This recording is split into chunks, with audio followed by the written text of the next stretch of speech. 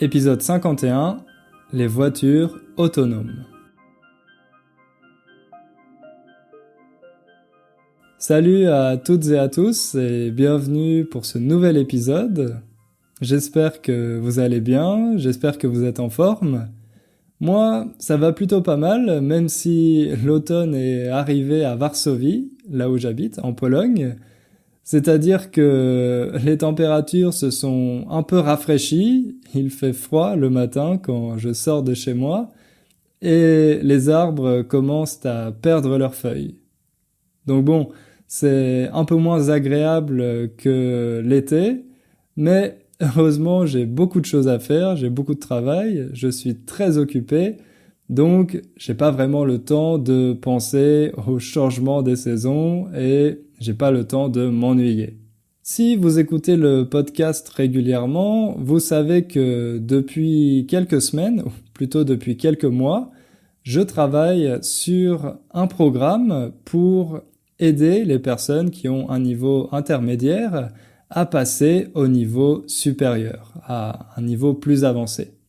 Au début, quand j'ai commencé ce programme, je pensais que je pourrais le publier en été, et puis au fur et à mesure, je me suis rendu compte que ça allait me prendre plus de temps que prévu. Maintenant, vous voyez, on est fin septembre et malheureusement, le programme n'est toujours pas prêt. Mais sachez que je travaille très dur dessus avec certains de mes élèves qui le testent en temps réel et qui me donnent leur feedback pour pouvoir vous proposer quelque chose qui va vraiment vous aider, qui va vraiment vous être utile. Donc encore un peu de patience pour celles et ceux qui veulent l'acheter. Je pense que d'ici un mois, le programme sera terminé et que vous pourrez l'essayer. Avant d'entrer dans le vif du sujet, c'est-à-dire de parler des voitures autonomes, on va écouter un enregistrement d'une auditrice du podcast. Si vous avez écouté les derniers épisodes, vous savez que c'est devenu notre petit rituel, c'est devenu une habitude d'écouter ensemble quelques mots d'autres auditeurs du podcast. J'espère que ça vous motive et que ça vous donne le courage, vous aussi, de parler français. D'ailleurs, si vous avez envie de passer dans le podcast, vous pouvez m'envoyer votre enregistrement au format MP3, par exemple, directement à mon adresse mail hugo@innerfrench.com. Hugo, H-U-G-O, @innerfrench.com. Comme j'ai reçu pas mal d'enregistrements dernièrement, on va en écouter 2 aujourd'hui. Donc pour commencer, celui de Phoebe.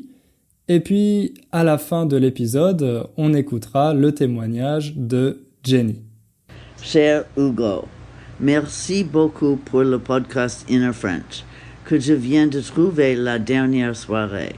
Cela me rend heureuse parce que même si je regarde à TV France 2 et 4 et les autres, et je lis à haute voix souvent, et j'apprends par cœur les chansons françaises, comme chansons de Indila et Frérot de la Vega.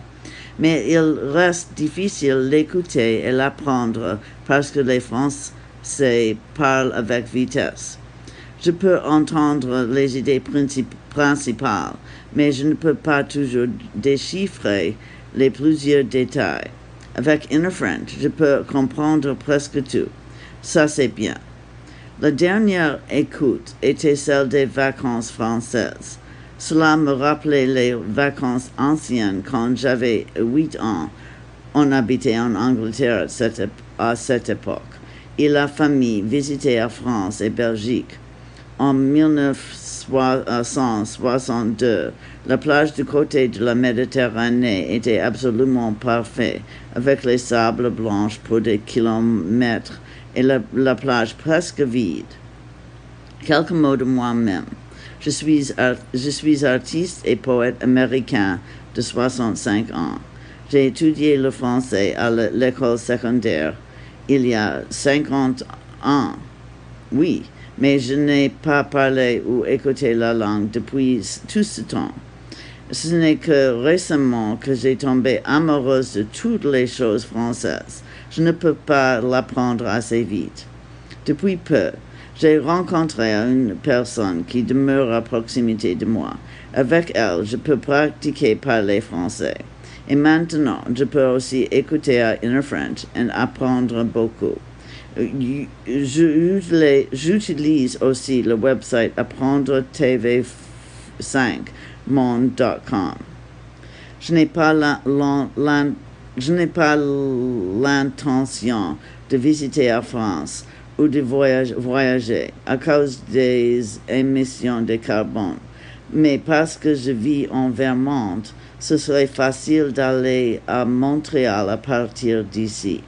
Peut-être j'y irai quand je peux parler meilleur.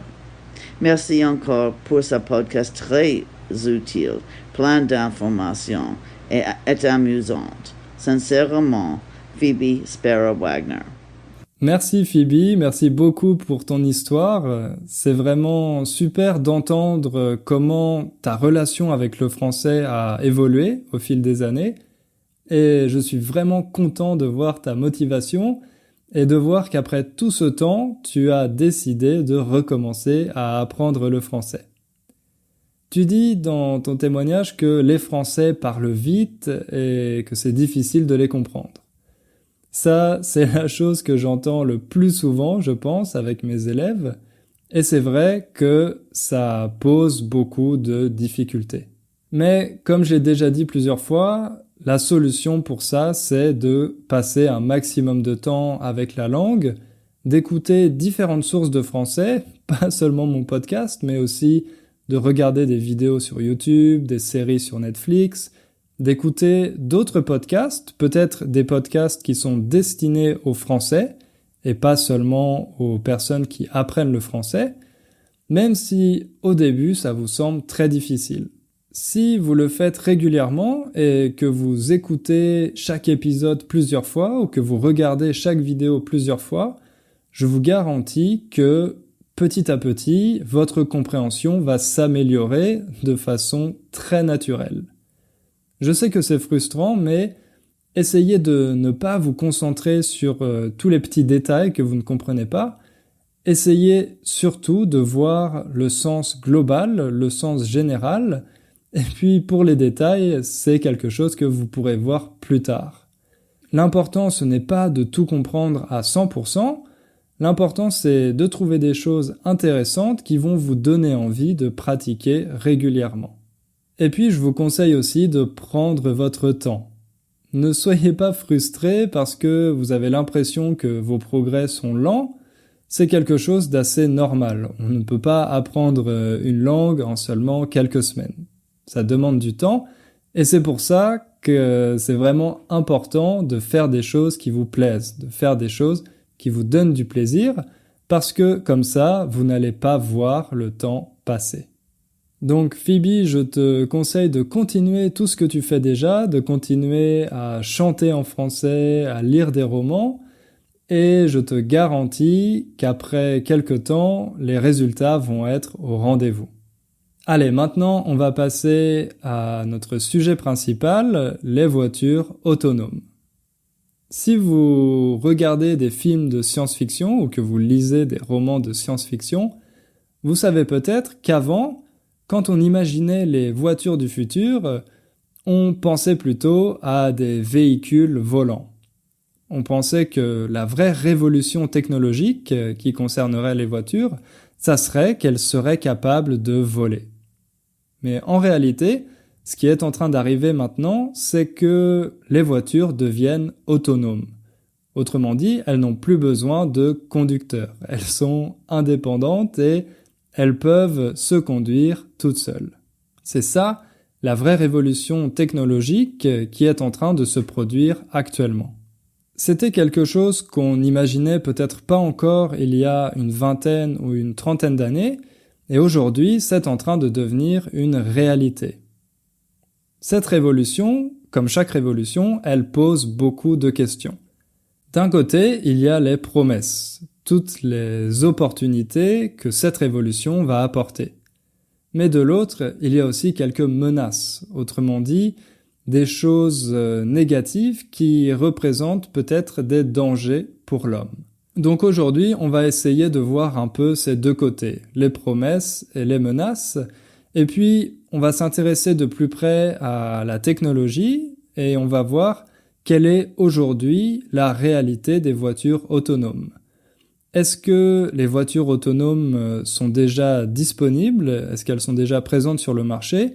Ou est-ce qu'il va falloir attendre encore quelques années avant que le grand public, avant que les gens comme vous et moi puissent s'acheter une voiture autonome?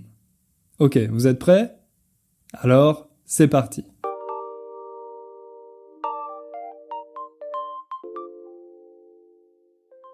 Comme je vous l'ai dit en introduction, les voitures autonomes sont pleines de promesses.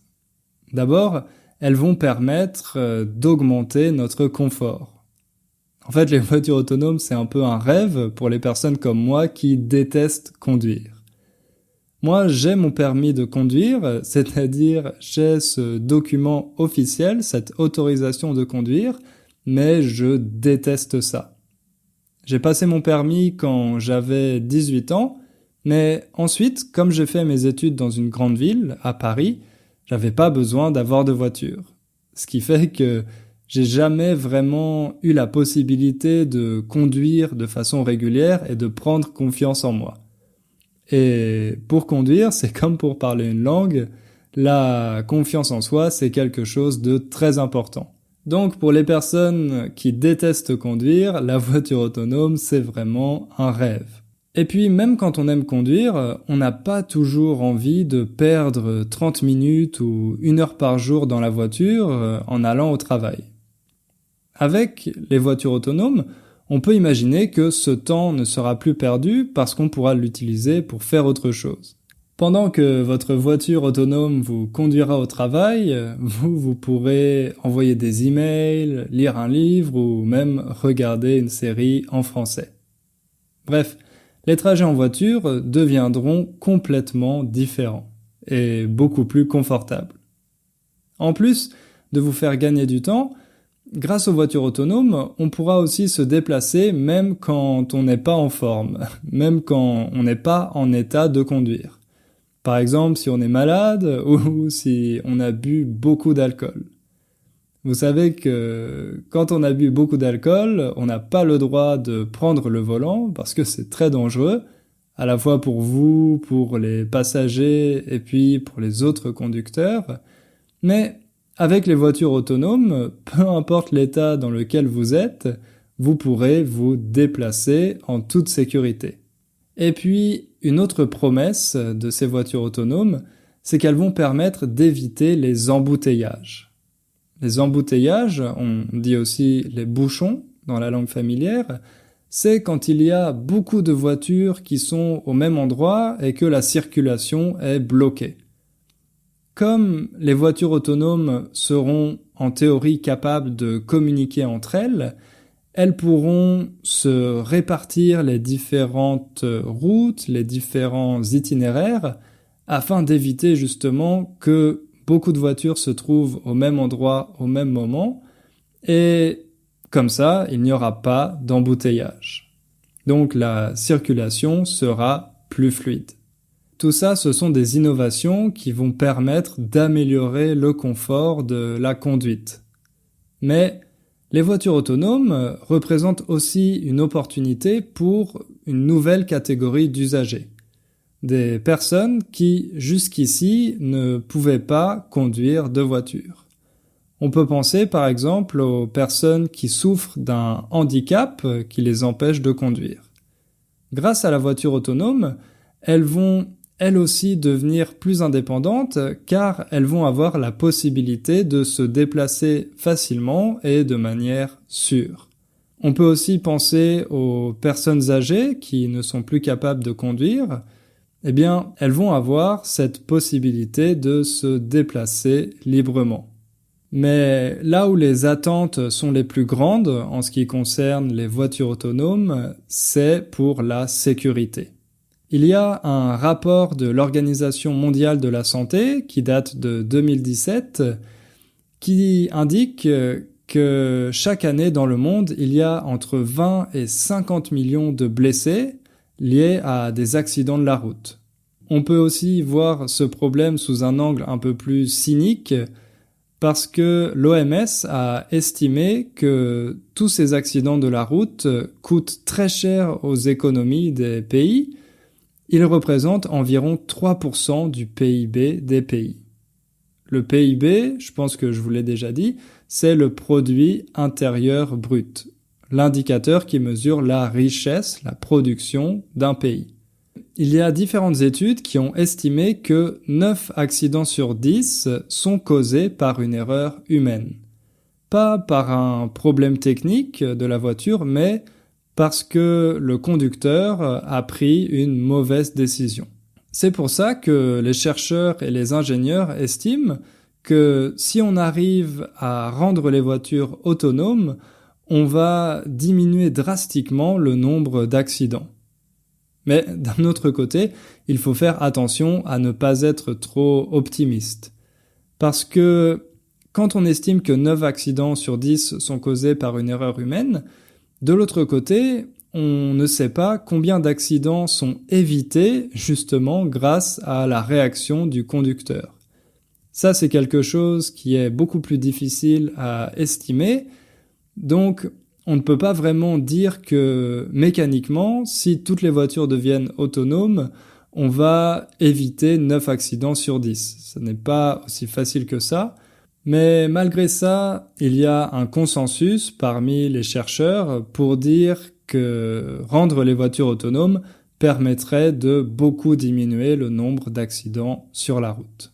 Avec toutes ces belles promesses, évidemment, il y a beaucoup de gens qui ont envie de s'offrir une voiture autonome.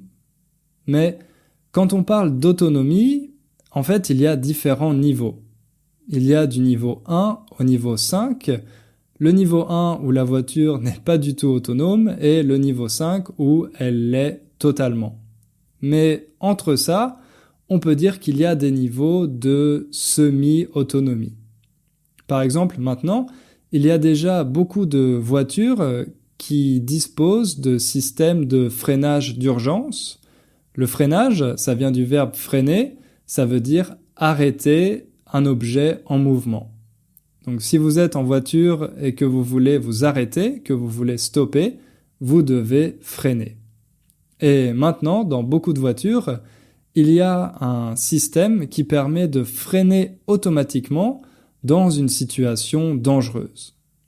Et puis, pour les personnes qui détestent se garer, c'est-à-dire placer sa voiture sur une place de parking, on dit aussi stationner, eh bien maintenant, dans certaines voitures, il y a des technologies de stationnement automatique où il vous suffit d'appuyer sur un bouton pour que la voiture se gare toute seule.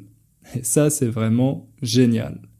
Il y a même d'autres constructeurs qui proposent des technologies beaucoup plus avancées, comme par exemple Tesla avec son mode autopilote.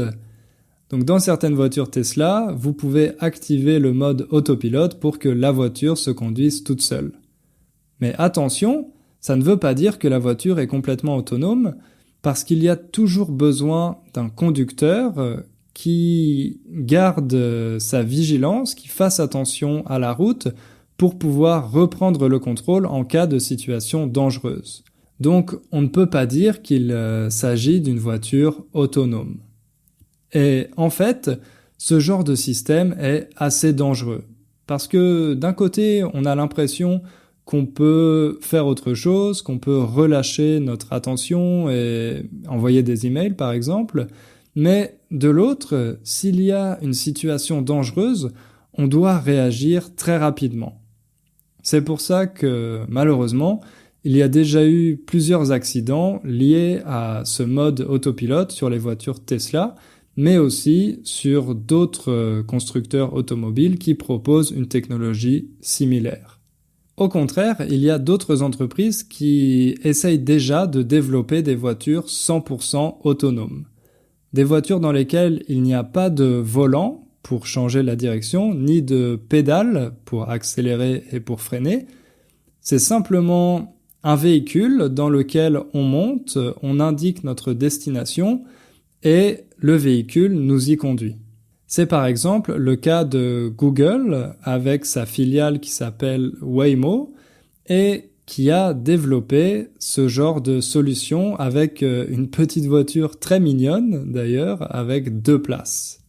Ces voitures Waymo, elles sont déjà testées dans plusieurs États aux États-Unis et jusqu'ici les résultats sont vraiment positifs. Les tests sont concluants.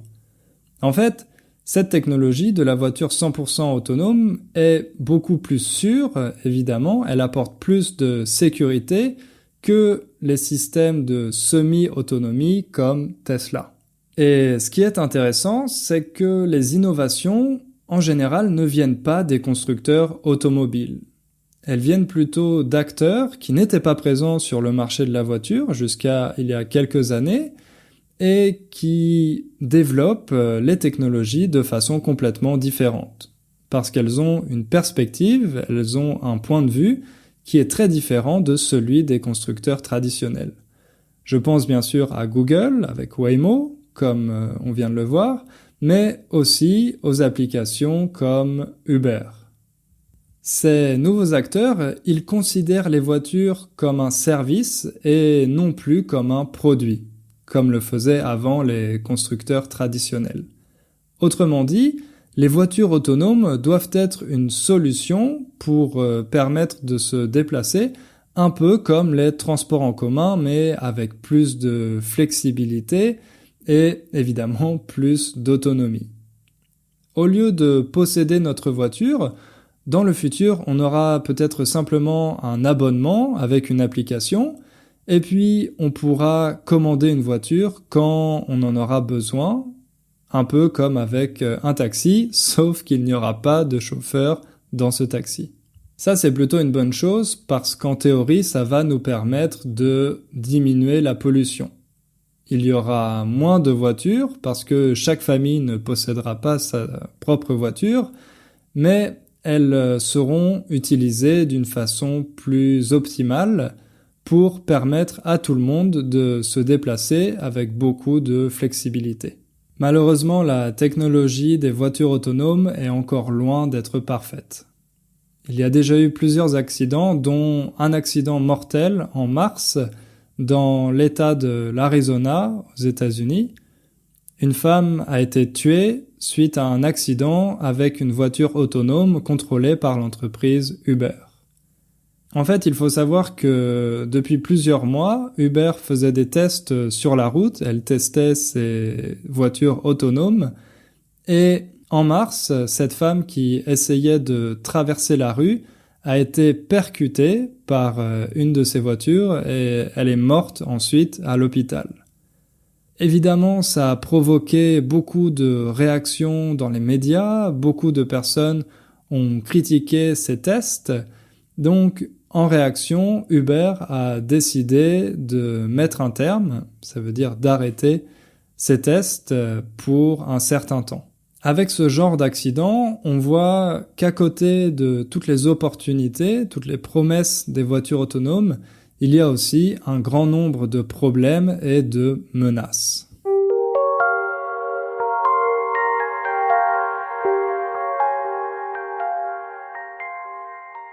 Un des problèmes dont on parle le plus, c'est celui de la responsabilité et de la programmation de ces voitures. Autrement dit, dans les situations extrêmes, dans les situations dangereuses, comment les voitures doivent-elles réagir ? Par exemple, on peut imaginer des situations extrêmes dans lesquelles la voiture a le choix entre tuer des piétons ou bien sacrifier les passagers. Ah oui, les piétons, ce sont les personnes qui marchent dans la rue, les personnes qui ne sont pas à bord d'une voiture. Donc on peut imaginer ce genre de situation extrême et les ingénieurs qui développent ces voitures doivent décider à l'avance comment les voitures doivent réagir dans ce genre de situation. Ça évidemment, ça fait partie de dilemmes moraux, ça dépasse vraiment le cadre des simples technologies et c'est très difficile d'apporter une réponse. Par exemple, les ingénieurs se demandent s'il faut attribuer une valeur à la vie de chaque personne. Est-ce que la vie d'une femme enceinte a plus de valeur que celle d'une personne âgée? Est-ce que la vie d'une personne malade a moins de valeur que celle d'un enfant en bonne santé? Est-ce que la vie du directeur d'une entreprise a plus de valeur que celle d'un employé? C'est très difficile de répondre à ces questions et on peut se demander si ça vaut même la peine de se les poser. Parce que quand un humain se retrouve dans ce genre de situation, dans une situation proche d'un accident, il est obligé de réagir très rapidement et il ne prend pas en compte tous ces paramètres. Donc, est-ce que les voitures autonomes doivent imiter la réaction des hommes ou est-ce qu'elles doivent adopter une logique complètement différente? Ça, ce sont des questions assez intéressantes, donc on trouve beaucoup d'articles qui en parlent, mais finalement, ce sont des scénarios assez rares. Et ça n'est pas ça la plus grande menace avec les voitures autonomes. La plus grande menace, c'est le pouvoir qui est donné aux constructeurs automobiles. En fait, la technologie évolue tellement rapidement que l'État n'a pas le temps de réguler toutes ces nouvelles pratiques qui sont en train d'être mises en place. La technologie, l'innovation technologique va beaucoup plus vite que la régulation des États. Ce qui fait que, de facto, les constructeurs automobiles ont de plus en plus de pouvoir. Et on peut se demander si on peut vraiment faire confiance aux constructeurs automobiles pour prendre des décisions aussi importantes. Vous avez sûrement entendu parler en 2015 du scandale de l'entreprise Volkswagen. En fait, on a découvert que cette entreprise modifiait artificiellement les émissions de CO2, les émissions de dioxyde de carbone de ces voitures pour pouvoir passer les tests et être aux normes. Donc pendant les tests, les voitures obtenaient de très bons résultats, mais ensuite, sur la route, elles polluaient énormément. Avec ce genre de scandale, on voit que c'est peut-être un peu dangereux de laisser tellement de pouvoir à ces constructeurs automobiles, à ces entreprises, dont la seule logique est celle du profit. Mais comme les entreprises automobiles représentent une grosse partie de l'économie, que ce sont des business très rentables, avec des lobbies très puissants, souvent l'État n'a pas envie de mettre de bâtons dans les roues des constructeurs. Ça, c'est une expression idiomatique, mettre des bâtons dans les roues. Ça veut dire créer des obstacles pour empêcher quelqu'un de faire quelque chose. Mettre des bâtons dans les roues. Vous pouvez imaginer par exemple un vélo, si vous mettez un bâton dans la roue du vélo, il va s'arrêter immédiatement. Il ne va pas pouvoir avancer.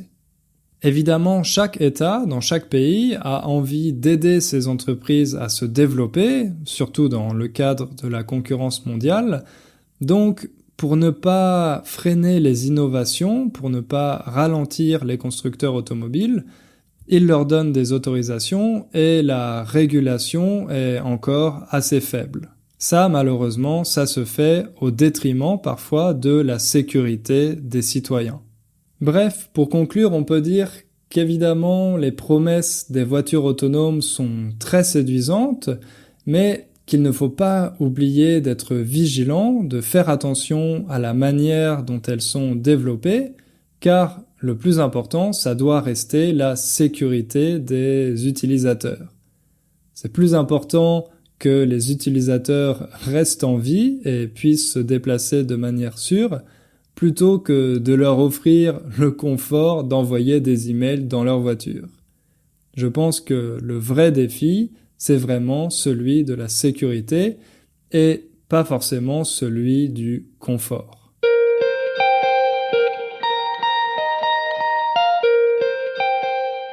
Maintenant, pour finir, on va écouter un deuxième enregistrement, comme je vous l'ai promis, un enregistrement envoyé par Jenny.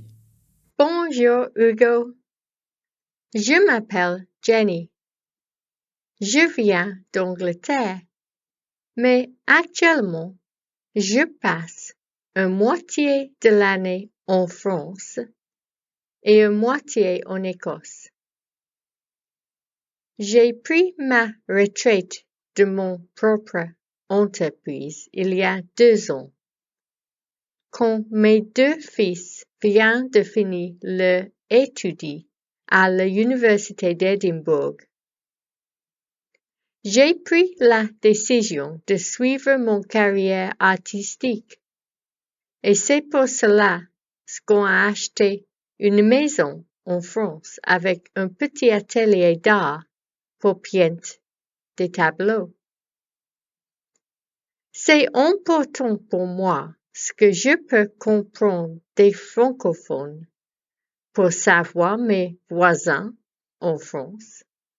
Et c'est pour cela que j'ai assisté dans une classe française l'année dernière. À l'école des langues, j'ai rencontré quelqu'un anglais qui veut rendez-vous pour bavarder en français. Bien sûr, nous faisons des fautes, mais on a gagné beaucoup de confiance pour parler le français. Je voudrais dire que j'ai écouté tous les podcasts que tu as faits et je les ai trouvés très efficaces pour apprendre le français. Au début, je pourrais comprendre 80%. Et maintenant, je te comprends totalement. Je suis d'accord avec tout, Hugo. Ça prend longtemps d'apprendre une langue étrangère. Mais si on peut trouver les choses qui vous intéressent, c'est plus divertissement et pas de tout qu'on étudie. J'ai de la chance, car je peux écouter des podcasts en français pendant que je peinte. Et souvent, j'écoute la même chose plusieurs fois, jusqu'où les phrases sont gravées dans ma mémoire. La semaine dernière, j'ai écouté ton podcast. Pourquoi je suis devenu végan 5 fois.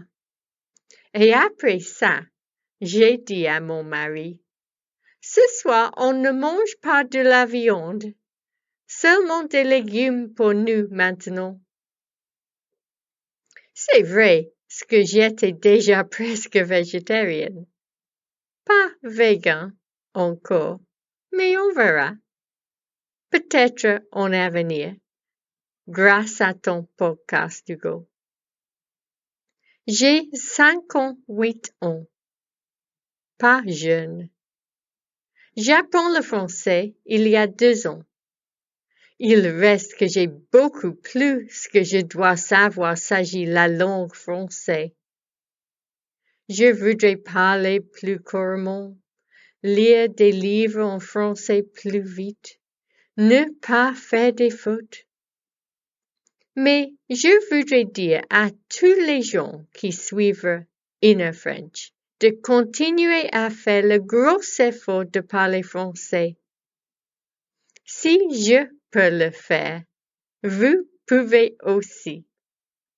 Bon courage à tout le monde et merci beaucoup à Hugo. Au revoir. Merci Jenny d'avoir partagé ton histoire et tes conseils avec les auditeurs du podcast. Je suis complètement d'accord avec toi. Je pense que faire des erreurs, ça n'est pas grave, qu'il faut essayer de trouver quelqu'un avec qui parler parce que ça va nous permettre de prendre confiance en nous. Et ça me fait aussi très plaisir d'entendre que mon podcast sur le véganisme t'a fait réfléchir. D'ailleurs, je voudrais aussi remercier toutes les personnes qui m'ont envoyé des messages de soutien sur le véganisme. C'est vrai que pour moi, c'était un épisode un peu spécial, un épisode assez important, et je suis très content de voir qu'il a eu une certaine influence pour vous, qu'il a provoqué des échanges, des débats et peut-être une réflexion. Donc voilà, un grand merci pour vos emails, merci de partager vos histoires avec moi. Je suis super content d'avoir cette communauté autour du podcast. On va s'arrêter là, on va finir cet épisode. Comme d'habitude, si vous voulez m'aider, vous pouvez laisser une évaluation sur iTunes ou sur Facebook. Merci à toutes les personnes qui l'ont déjà fait. Et on se retrouve dans 2 semaines pour un nouvel épisode. Salut!